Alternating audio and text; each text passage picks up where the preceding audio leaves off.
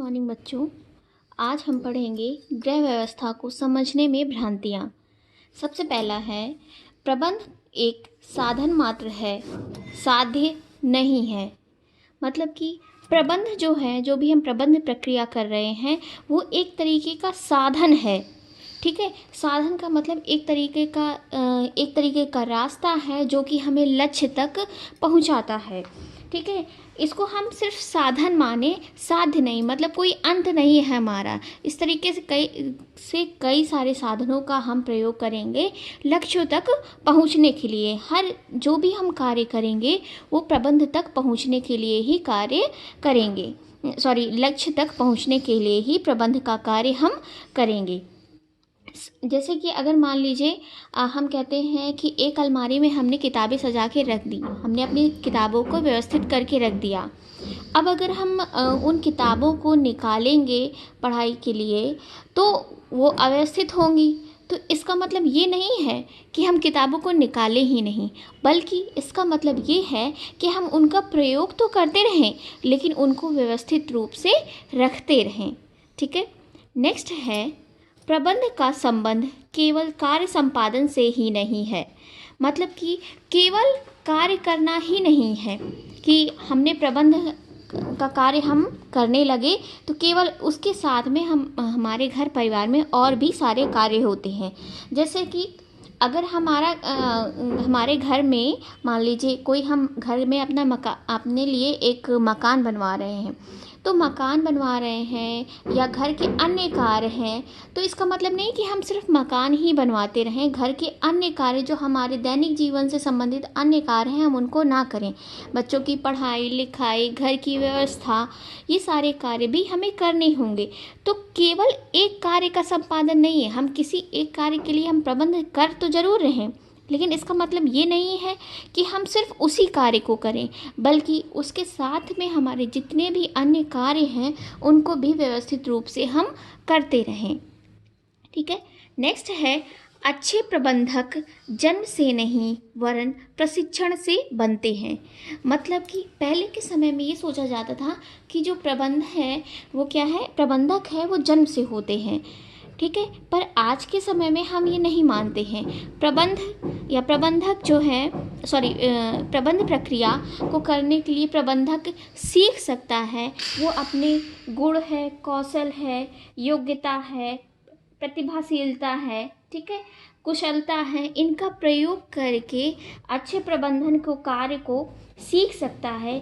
किस तरीके से कार्य को सरलता से किया जा सके, उसका नेतृत्व किस प्रकार से किया जा सके, उसका संगठन किस प्रकार से किया जा सके, ये सारी क्रियाएं करते हुए हम अपने लक्ष्य की ओर जाते हैं। तो हम इस क्षेत्र में योग्यता प्राप्त कर सकते हैं। इन योग्यताओं को प्राप्त करके ही हम एक अच्छे प्रबंधक बन सकते हैं। ठीक है, नेक्स्ट है, प्रबंध परिवार तक ही सीमित नहीं है। ठीक है, इसमें यह है परिवार के मुखिया तक है, के मुखिया तक ही सीमित नहीं है। ठीक है, मतलब कि केवल परिवार का एक सदस्य ही परिवार को नहीं चलाएगा, एक प्रबंध प्रक्रिया को नहीं चलाएगा, बल्कि घर के जितने भी सदस्य हैं वो प्रबंध प्रक्रिया में सहयोग करेंगे अपनी योग्यता के अनुसार। ठीक है, जैसे कि पहले ही हमने बताया था कि प्रबंधक अगर या मैनेजर है, स्कूल का संचालन कर रहा, किसी कॉलेज का संचालन कर रहा, तो केवल प्रबंधक ही नहीं करेगा, बल्कि उसमें प्रिंसिपल होंगे, टीचर्स होंगे, ठीक है, बाकी अदर जितने भी हैं एम्प्लॉयज़ हैं वो होंगे, और वो सभी अपनी योग्यता के अनुसार, अपने कार्यों के अनुसार, उनके जो भी कार्य, उनकी जिम्मेदारी में जो भी कार्य दिए गए हैं उन कार्यों को वो करेंगे, जिससे कि लक्ष्य की प्राप्ति होगी। इसी प्रकार परिवार में जितने भी घर के सदस्य हैं, प्रबंधक चाहे महिला हो या पुरुष हो, मतलब कि घर के चाहे पिता हो या माँ हो, जो भी अगर घर में प्रबंधन का कार्य कर रहा है तो उसके साथ में परिवार के अन्य जितने भी सदस्य हैं, बच्चे से लेकर बड़े तक, वो सभी अपनी योग्यता के अनुसार, अपनी कार्य क्षमता के अनुसार लक्ष्यों की प्राप्ति में सहयोग करेंगे। ठीक है, नेक्स्ट है, केवल लक्ष्यों को प्राप्त करना ही प्रबंध नहीं है। केवल लक्ष्यों को प्राप्त करना प्रबंध का मतलब है कि हम ये नहीं है कि केवल अपने एक लक्ष्य की प्राप्ति के लिए ही प्रबंध का कार्य कर रहे हैं, मतलब कि अन्य जितने भी कार्य हैं उन कार्यों को संपन्न करते हुए जाएं। नेक्स्ट है, सुगृहिणी के आवश्यक गुण। एक जो भी गृहिणी है उसके लिए कौन कौन से गुण आवश्यक होते हैं। सबसे पहला है सहनशीलता। सीधी सी बात बेटा, जो भी अगर गृहिणी है उसे अपने घर में बहुत सारे कार्य हैं और बहुत सारे उद्देश्यों को पूरा करना है, उन सभी के लिए ज़रूरी है कि वह सहनशीलता के साथ में सभी कार्यों को संपन्न करती रहे। अगर उसके अंदर सहनशीलता नहीं है, हो सकता है कि किसी एक प्रबंधन या किसी एक योजना में वो सफल ना हो पाए। ठीक है, तो मान लीजिए किसी एक योजना में सफल नहीं है तो इसका मतलब ये नहीं है कि वो हमेशा असफल ही होगी, वह दोबारा से प्रयास करेगी और सफल होगी। लेकिन इसके लिए व्यक्ति के अंदर सहनशीलता का होना बहुत आवश्यक है, क्योंकि गृहिणी के पास बहुत सारे कार्य हैं, उसमें किसी एक कार्य के लिए के अनुसार ही उसको जज नहीं किया जा सकता, ना ही वह अपने स्वयं को जज करे। ठीक है, तो उसके अंदर इतनी सहनशीलता होनी चाहिए कि किसी भी समस्या के आने पर उन समस्याओं का समाधान वो उचित प्रकार से करे। नेक्स्ट है बुद्धिमत्ता। बुद्धिमत्ता होना आवश्यक है, क्योंकि अगर बुद्धिमत्ता नहीं होगी तो जो महिला है वो परिवार में नवीन मतलब नई नई तरीके की समस्याएं आती रहेंगी। बहुत सारे कार्य होते हैं, बहुत सारी जिम्मेदारियां होती हैं, उन कार्यों को, उन जिम्मेदारियों को पूरा करने के लिए बुद्धिमत्ता होना आवश्यक है। बुद्धिमत्ता के द्वारा ही, बुद्धि के द्वारा ही वह जितनी भी समस्याएं आ रही हैं उनका समाधान करेगी और उनके अनुसार जो समस्या है उसके अनुसार निर्णय लेते हुए ही लक्ष्यों तक पहुंचेगी। नेक्स्ट है कार्यकुशलता। कार्यकुशलता मतलब कार्यों को करने में कुशलता होनी चाहिए, निपुणता होनी चाहिए, योग्यता होनी चाहिए। घर में बहुत सारे कार्य हैं, उन कार्यों को गृहिणी किस प्रकार से करे कि ताकि उसके कार्य सरलतापूर्वक हो जाए, किस प्रकार से उन कार्यों को सहज रूप से करे कि ताकि कम समय, शक्ति, धन, इन सभी का प्रयोग कम से कम प्रयोग हो और अधिकतम लक्ष्यों की प्राप्ति हो, घर में सुख समृद्धि वगैरह बनी रहे। ठीक है, नेक्स्ट है मितव्ययता। मितव्ययता मतलब कि घर में जो भी खर्च है उसको मितव्ययता पूर्वक करे।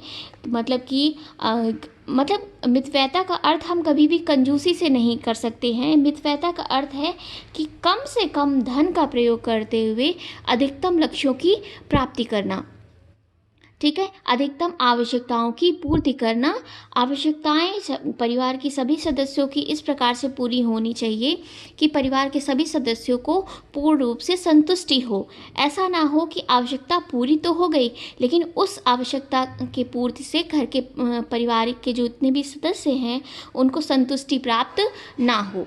ठीक है, तो इस प्रकार से खर्च करे कि परिवार जितने भी परिवार के सदस्य हैं उनकी आवश्यकताएं, समस्त आवश्यकताएं पूरी होती रहें। ठीक है, नेक्स्ट है कल्पनाशीलता।